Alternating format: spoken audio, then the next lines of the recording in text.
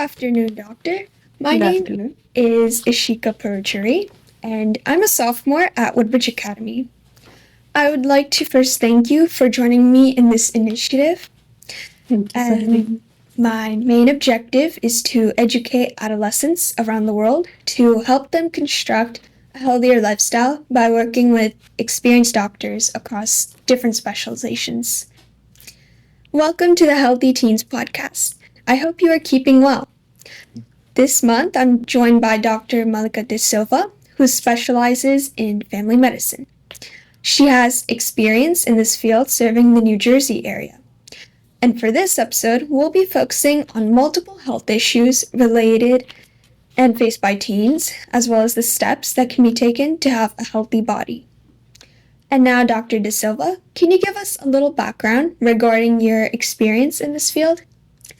Okay, so I graduated from residency at UMDNJ Family Practice in 2004.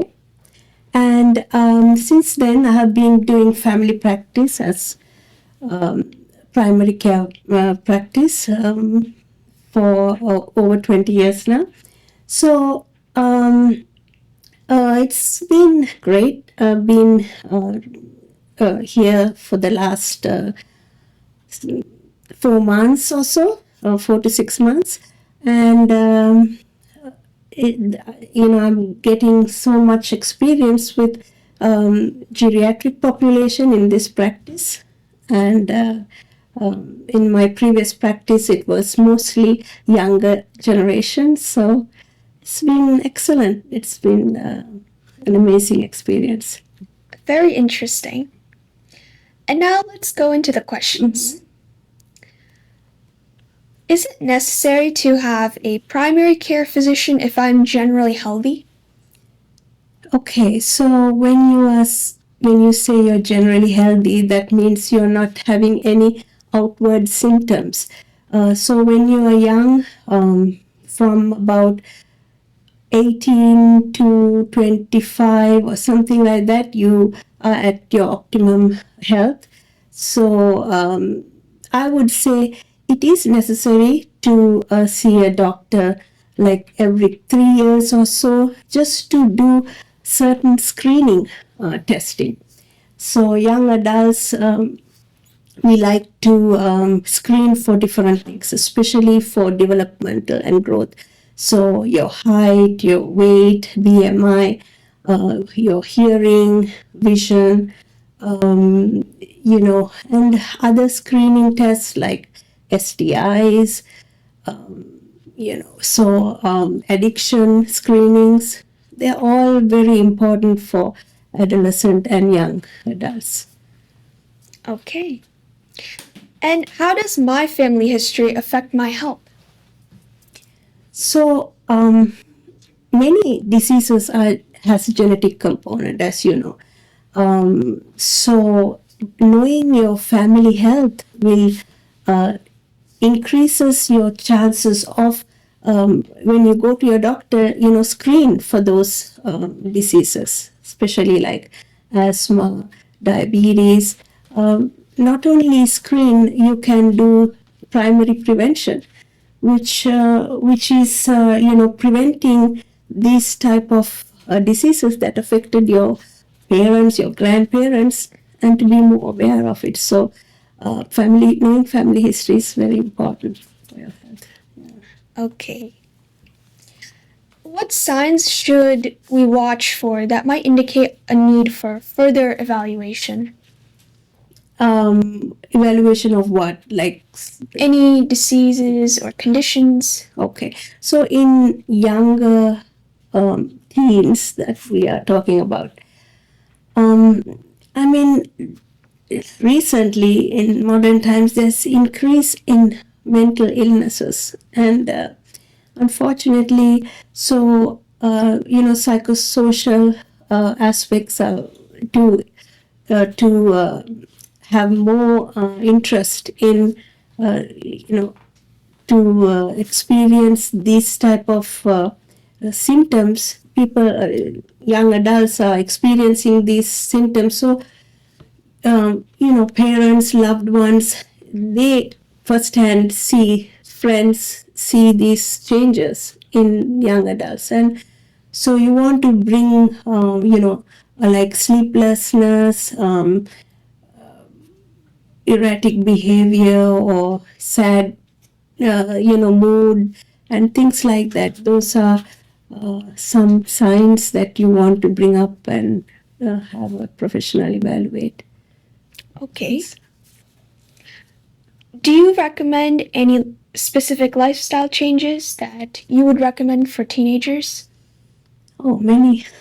So it depends. Like teenagers have a lot of, like I said, stress due to school, due to peer pressure, social expectations, family expectations. So, management of stress is very important, and that is done by getting good sleep, proper self care, and eating balanced meals, and just overall being active. Health, physical activity is very important. So Okay. How can a family support a teen's mental health concerns like anxiety, depression, or any general behavioral problems? okay, so the behavioral problems, anxiety, those type of symptoms have a lot of underneath this conflict, emotional conflicts that's going on. So the family members need to recognize that, and really create a positive home environment, loving home environment, that the young adult feels comfortable in expressing themselves and being, if there's school pressure, at school, then he or she should be able to communicate that with the family, so the family is able to provide more supportive care and do some conflict resolution. So providing a positive environment, loving environment is very important, and also to encourage healthy habits like physical activity, eating healthy meals, and getting proper sleep. Again, going back to the self-care and All being good. confident. Yeah, that type of thing. All good points. Yeah. How can we manage chronic conditions like diabetes, hypertension, asthma in teens despite them having a genetic component? Yeah, so management comes, those type of chronic diseases comes with education. So if you know what I have, like, what to expect, then you are better equipped with, so education is very important, like diabetes, what foods cause, elevated sugars, and simple sugar, to avoid simple sugars like the sodas, and a lot of teenagers, consume these without paying too much attention. So education is the main thing to avoid further chronic diseases. Okay. What are the best practices for ensuring that a teen gets enough physical activity? So the best way to encourage a teen to get physical activity is to encourage them to do what they love, do any sport that they love. So some teens may like swimming, or even just jogging. So encouraging that is very important, instead of watching TV or being on social media and being sedentary. It's important to have them out, even just walking in the park, with family members, just getting them out is very important. Okay. Why is one-on-one time with the healthcare provider important? So when you make a visit to your primary care doctor, um, during your annual physical essay, the doctor will go over all the screening tests, and um, that is important for your health. And also, the teen should be able to raise any concerns that he or she has, and it is confidential. If you want your parent out of the room so that you can discuss certain confidential, that is certainly can be done. So and it is important so that you build the rapport with your primary care doctor, and you can definitely use the healthcare provider as a support system for your growth and your social well-being. Yeah. Okay. What are key health screenings that you would recommend teens should have? Yeah, so like I was saying, the key health screenings are basically, of course, we do the height, weight, BMI. There is an epidemic of obesity, so weight screening, height. The other thing is the what do you call it? The STI screening, depression screening, and substance abuse screening, things like that. Okay. Are there any specific vaccinations that you would recommend? Yeah, I missed the vaccinations. So vaccinations also. So the vaccinations mainly for teenagers are like tetanus, diphtheria, and pertussis, measles, mumps, and rubella, Gardasil vaccination for HPV viruses, and hepatitis B if not vaccinated, when you're childhood. Okay.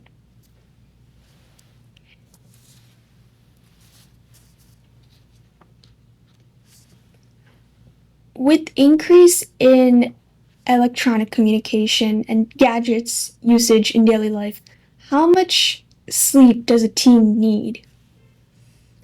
Sleep is a very important factor for mental well-being.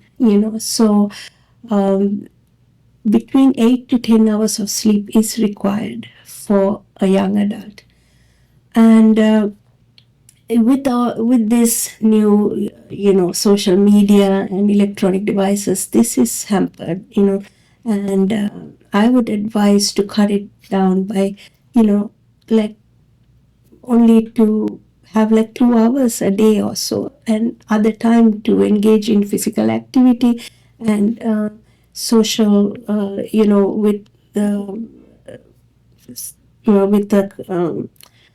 being around loved ones, basically.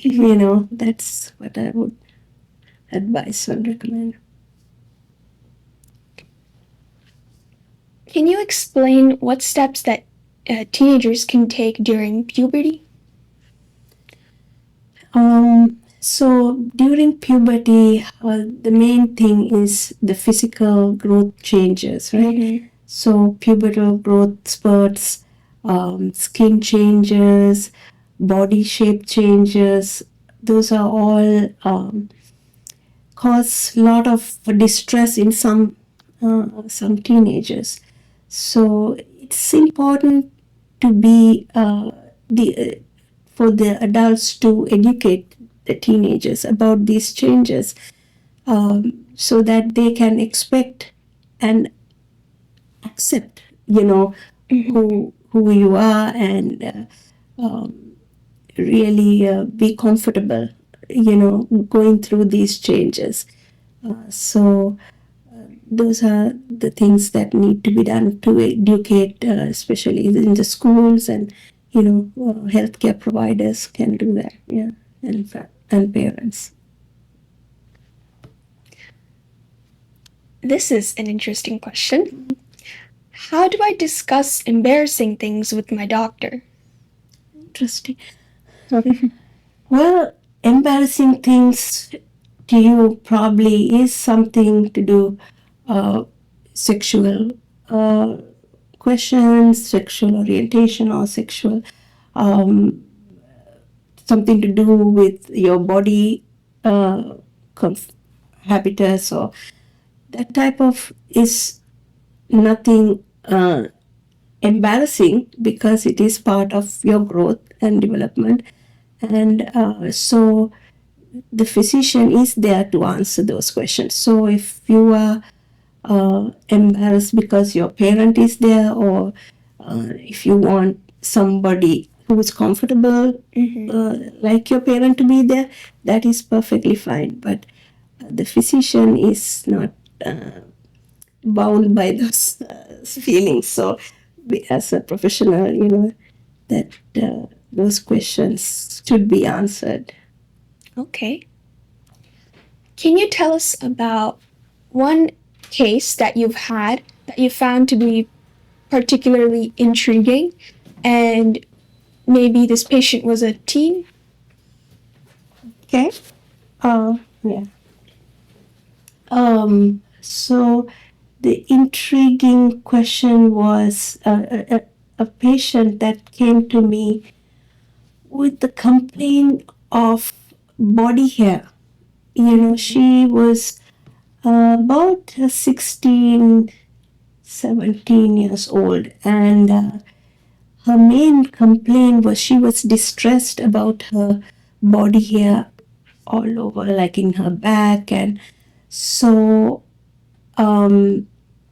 basically I had to explain about the process of, pubertal process and the skin changes. And over time, this body hair might, it is, the growth at that time may be increased, but as over time it will stabilize, and may not be so distressing for her. But and there was so that explanation needed to be done, and she needed to hear that. But I think, like, I gave her some books to read regarding pubertal changes. I haven't heard from her since, so I hope she all her questions were resolved with that. Yeah. Very interesting. Okay, so now let us move on to the next segment of our interview, which consists of common myths. Antibiotics are always the answer. I disagree with that. Most illnesses are viral etiology. So for viral symptoms, if you are prescribed antibiotics, it is a disservice for you as well as the whole community, because what happens with antibiotics is when you take the antibiotic, the bacteria develops a resistance to it. And then when the whole community, the bacteria in that whole community is a resistant form. And then when you are really faced with a bacterial infection, that antibiotic may not be useful to treat. So that's why that is a myth. Okay. Natural supplements are always safe. That is also a myth, which is not true, because natural supplements can can be produced by many, without regulation. they are not all under the FDA regulated. Many chemicals could be, added, and they can interfere with certain medications that patients are taking. They can interfere with the hormones and other functions in the body. So, um, unless prescribed or recommended by a professional, I would not, recommend using many supplements over the counter. Okay. I'm young and healthy. I don't need a primary care provider or regular checkups. That again is a myth, because even though you are young, you may need to be screened for many societal conditions that are prevalent. And like I previously told you about certain screening tests that we have for young adults, that and vaccinations that need to be given, certain intervals. So you definitely need to visit your primary care doctor. Okay. An apple a day keeps the doctor away.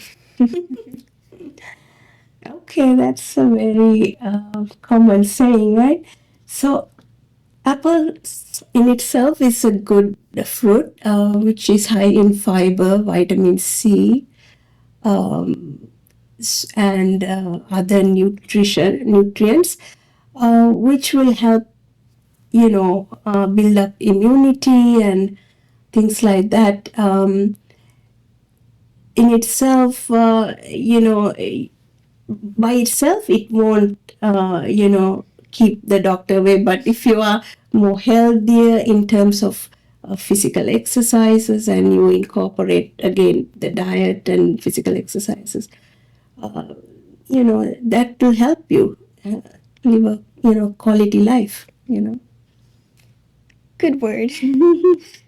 Mental illness is a sign of weakness. Wow. That's definitely not true. Mental illness has it's a complex disease, It has biological component, it has psychosocial component, it has a genetic component, environmental component. So you cannot just treat mental illness as, one thing. So we really need to explore different contributors to mental illness, and it is not a personal trait, like you said. So Okay. And with that, our podcast session has now come to a close. I would like to thank you once again for your time, inputs, and contributions. For our listeners, nourish your habits to flourish your lifestyle. Thank you. Don't forget to follow us on our website, HealthyTeens.net, and stay tuned until our next episode. Thank you. Thank you so much for having me.